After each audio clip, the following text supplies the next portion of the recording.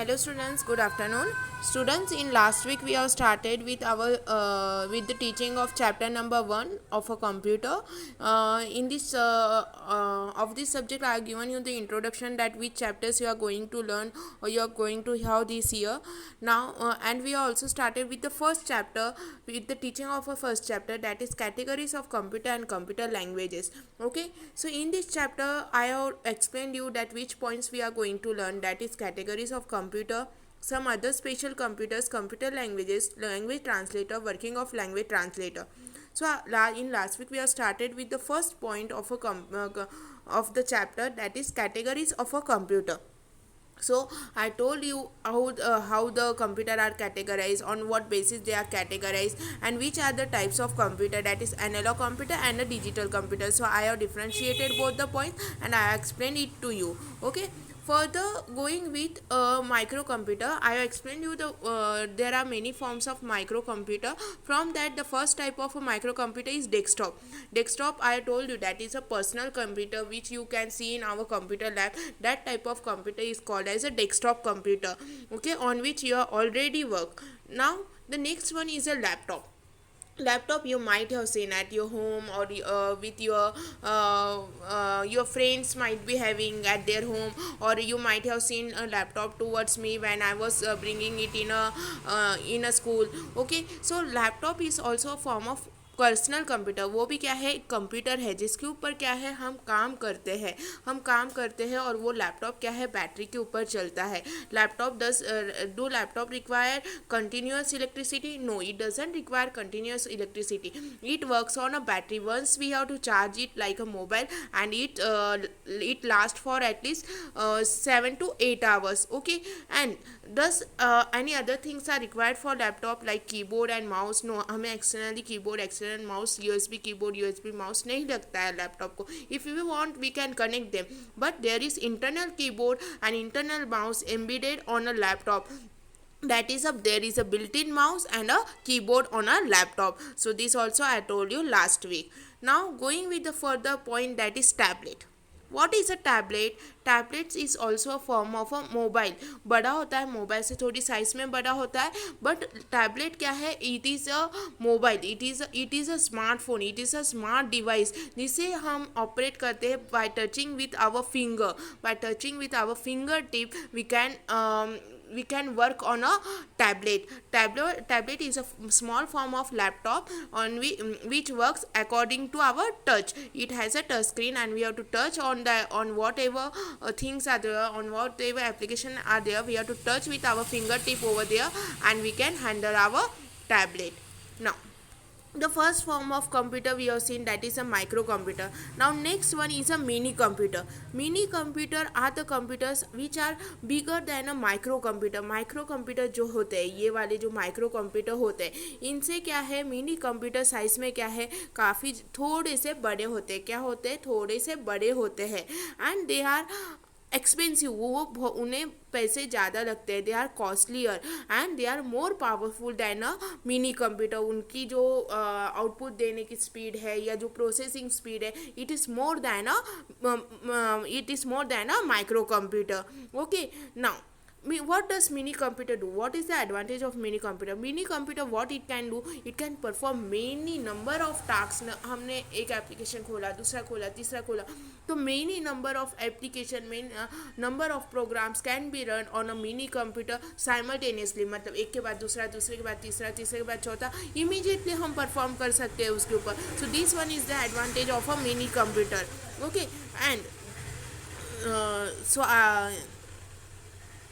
उसे हम क्या कहते हैं, mini computer are also known as a mid size server computer. Mini computer को हम मिड साइज सर्वर कंप्यूटर भी बुलाते हैं. What is a mini computer are bigger in size than a micro computer. They are expensive, मतलब महंगे बहुत होते हैं, और उनकी जो प्रोसेसिंग स्पीड है, जो पावर है, वो क्या है, ज़्यादा हायर स्पीड से वो अपने को आउटपुट देता है. साइमल्टेनियसली वो अपने को आउटपुट देता है, मतलब एक के बाद दूसरा, दूसरे के बाद तीसरा, इसे साइमल्टेनियसली आउटपुट देता है. और इस इसकी जो पावर है मोर पावरफुल है ये माइक्रो कंप्यूटर से। क्यों? क्योंकि ये बहुत फास्ट वर्किंग करते हैं। Okay, so I hope you understood what is mini computer. Let's see the types of so this is a mini computer. Next one is a microcomputer. So sorry, not a microcomputer, mainframe computer. Now, what is a mainframe computer? Mainframe computer are a computer which are very large in size. Here you can see कि वो कितने बड़े दिख रहे हैं।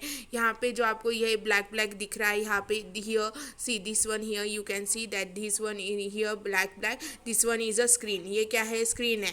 तो क्या है कि मिनी कंप्यूटर क्या है, सॉरी मेन फ्रेम कंप्यूटर क्या है, बहुत बड़े होते हैं साइज में। They are very large in size, they are more faster than a micro computer and a mini computer. उनकी जो प्रोसेसिंग स्पीड होती है, जो आउटपुट जनरेटिंग की स्पीड होती है, वो बहुत फास्ट होती है और वो बहुत ज़्यादा पावरफुल और महंगे होते हैं।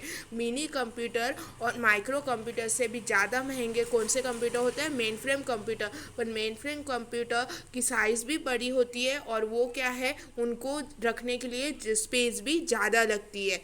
देन अभी मिनी कंप्यूटर में क्या था कि साइमल्टेनियसली एक के बाद दूसरा, दूसरे के बाद तीसरा हम एक्शन उसके ऊपर परफॉर्म कर सकते थे, प्रोग्राम उसके ऊपर रन कर सकते थे, एप्लीकेशन रन कर सकते हैं। बट मेन फ्रेम कंप्यूटर एक ऐसा कंप्यूटर है जिसके ऊपर मल्टीपल प्रोग्राम्स, मल्टीपल डेटा आप एट अ टाइम दो और वो आपको विद इन अ सेकेंड आपको वो प्रोसेस करके देगा।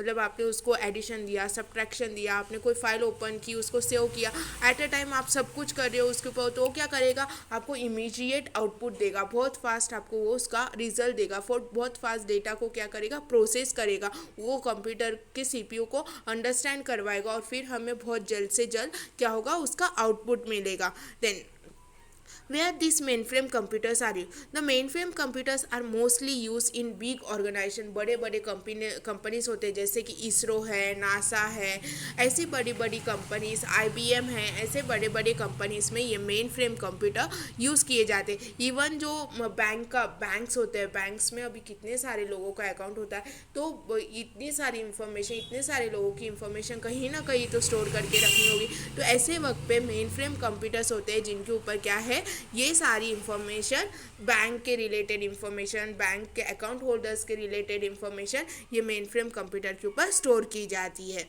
Okay, so this one is a main frame computer. Now let's move towards the next type of computer and the last form of a computer. That one is a supercomputer. Supercomputer, now first thing I want to tell you, they are very much larger than any other computer. उनको रखने के लिए ना एक complete बड़ा room लगता है। आप यहाँ पे देख सकते हो कि यहाँ पे कितना बड़ा ये सुपर कंप्यूटर है, कंप्लीट सुपर कंप्यूटर, एक कंप्यूटर है। दे आर नॉट 1 2 3 और 4, that is a single computer. So super computers are a computer which are very much larger, very much bigger in a size, बहुत बड़े होते हैं size में। But super computers को ना रखने के लिए जगह भी बहुत ज़्यादा लगती है और वो महंगे भी बहुत होते हैं। इतनी ज़्यादा कॉस्ट होती है ना इसकी, that we people can't buy it at our home and we don't require them as well, because हमारा काम इतना नहीं होता। बट जो डेटा स्टोर करने की स्पीड है ये सुपर कंप्यूटर की, या जो भी आजकल साइंटिफिकली जो भी हो रहा है उसे डिटेक्ट करने की जो स्पीड है वो किसके अंदर अच्छी होती है, वो होती है सुपर कंप्यूटर के अंदर अच्छी होती है। कि क्या करता है वो, जो भी आपकी इंफॉर्मेशन है, बड़ी इंफॉर्मेशन है, उसको क्या करता है, वो बहुत बड़े अमाउंट पे प्रोसेस करता है, large amount of information process करता है और उसका रिजल्ट क्विकली जनरेट करता है, काफ़ी जल्दी अपने को रिजल्ट देता है। Okay, so this one is a super computer. So these are all types of computer, that is a microcomputer, mini computer, mainframe computer and supercomputer. I hope you understood all the forms of a computer now. Okay, now other than this ना there are some other kind of computer as well. Actually उसको computer नहीं बोल सकते, उनको अलग अलग नाम दिए गए, बट उनके अंदर भी कोई ना कोई सॉफ्टवेयर डिवाइस फीड होता है, इसलिए हम बोलते हैं कि वो कंप्यूटर है। जैसे आपको पता होगा, मैं हर बार बोलती हूँ कि वॉशिंग मशीन के अंदर आपका टाइमर सेट किया होता है, तो वो टाइमर मतलब that is also a form of a computer, मैं आपको हमेशा बताती हूँ। Okay, in the same way there are some special computers जिनके अंदर ना हम प्रोग्राम एम्बेड करते हैं, मतलब प्रोग्रामिंग जो होती है, जो भी प्रोग्रामिंग हम सीखते हैं उसके अंदर डाली जाती है। ऐसे टाइप के कंप्यूटर को कहा जाता है एम्बेडेड कंप्यूटर। एम्बेडेड कंप्यूटर ये इनके अंदर ना एक प्रोसेसर होता है, एक माइक्रो प्रोसेसर होता है जो कि बहुत सारे टास्क परफॉर्म करता है। उसके अंदर हम प्रोग्राम डालते हैं, जैसे वॉशिंग मशीन हो गया, कैमरा, डिजिटल कैमरा है, स्मार्ट वॉच है। तो इनके अंदर हम क्या करते हैं, we put some kind of program जिसके वजह से वो अपने को आउटपुट जनरेट करके देता है, जैसे हम चाहे वैसे वर्क करता है। तो ऐसे टाइप के कंप्यूटर को कहा जाता है embedded computer. So let's see one by one the forms of embedded computer. So, the first type of embedded computer that we are going to learn over here is a camera. आपने digital camera के तो बारे में सुना होगा कि आजकल क्या है, डिजिटल कैमरा में फ़ोटो लो और वो तुरंत अपने को दिखाई देता है। Like our mobile is also having a digital camera, कि फ़ोटो लिया तुरंत हम इधर देख सकते हैं। So digital camera is one of the most commonly use embedded computer. इसके अंदर क्या है, कंप्यूटर सॉफ्टवेयर एम्बेड किया है, कैमरा एम्बेड किया है, जिसके थ्रू हमें क्या होता है कि जो भी फ़ोटो हम चाहे, जो भी वीडियो हम चाहे, जो कैप्चर किए हुआ है, जो शूट किया हुआ है वीडियो, जो हमने फ़ोटो कैप्चर किया है, वो इमीडिएट हम देख सके, ओके, तुरंत हम देख सके। ऐसी इसके अंदर सिस्टम डाली गई है, ऐसे इसके अंदर सॉफ्टवेयर डाला गया है। इसीलिए digital camera is also a form of a computer in which we can view a picture, we can view a video which is shoot by us immediately within a second. Now, next one is ATM. ATM stands for automated teller machine. ATM का full form क्या है, automated teller machine.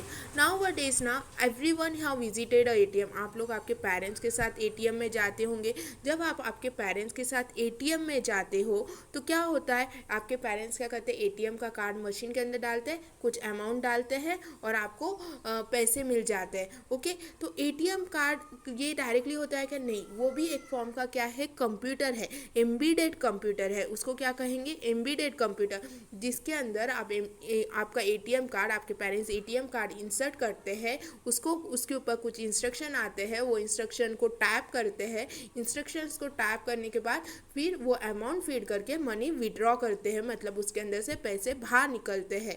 Okay, तो ये क्या है, it is a embedded computer. अभी उसके अंदर आपको जो स्क्रीन दिखती है ना, वो क्या होती है, वो एक कंप्यूटर स्क्रीन ही होती है, जिसको आप इंस्ट्रक्शन देते हो, जो आपको पूछे जाते हैं वो क्वेश्चंस के ऊपर टैप करके आप उसे इंस्ट्रक्शंस देते हो। Okay, so ATM is also a form of a computer through which you can withdraw money from your bank account. Next, microwave. घर में माइक्रोवेव देखा होगा या टीवी में देखा होगा, कोई मूवीज़ में देखा होगा, कहीं तो भी आपने माइक्रोवेव देखा होगा, जो कि किचन में यूज़ होता है फॉर कुकिंग और for baking food. Okay, now microwave के अंदर टाइमर होता है। अगर आपको पता नहीं है तो पेरेंट्स से पूछना।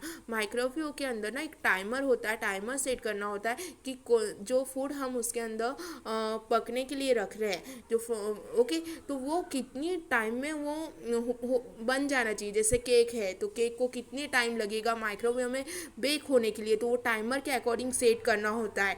तो माइक्रोवेव तो वो क्या होता है, वो भी एक कंप्यूटर है जिसके अंदर प्रोग्राम डाला गया है। It is also form of embedded computer, जिसके थ्रू हमें क्या होता है, we get a information, we can give a information to a microwave of a baking, और वो पर्टिकुलर टाइम के बाद क्या होता है, it gives us the notification, it start ringing or start making noise, and we can come to know that the food has been baked. Okay, so microwave is also a form of a embedded computer which is used for cooking food.